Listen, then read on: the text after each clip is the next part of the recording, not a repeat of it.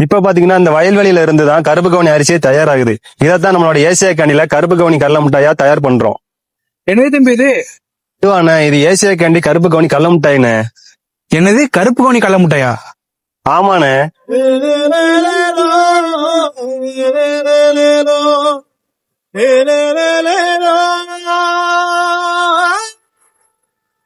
இப்பெல்லாம் இந்த அரிசி யாரும் பயன்படுத்துறது இல்ல. ஆனா அதுல அவ்வளவு நன்மைகள் இருக்கு. நீங்க அதுல கடல முட்டாய் பண்றீங்கன்னு நினைக்கும் போது கேட்கவே ரொம்ப சந்தோஷமா இருக்கு தம்பி. நன்றிண்ணே. இதுல ஏதோ நன்மைகள் இருக்குன்னு சொன்னீங்கல்ல, அது என்னது? தம்பி, இது இந்த கல்லீரல் பிரச்சனை, அதுக்கப்புறம் இந்த நீரிழிவு பிரச்சனை, இதய நோய்க்கு இதெல்லாம் ரொம்ப நல்லது. இந்த சின்ன பிள்ளைகளுக்கு நோய் எதிர்ப்பு சக்தி, அப்புறம் ஞாபக சக்தியில ரொம்ப கொடுக்கும். அதனால இது சின்னவங்கல இருந்து பெரியவங்க வரைக்கும் எல்லாரும் சாப்பிடலாம். சூப்பரா சொன்னீங்கண்ணே. ஆமாப்பா, இந்த கருப்பு கவுனி கடல முட்டாய் எங்க கிடைக்குதுன்னு சொன்ன? நம்ம கோயில்பட்டியிலே கடல மிட்டாய்க்கு பேர் போனா ஏசியா கேண்டில கிடைக்குண்ணே.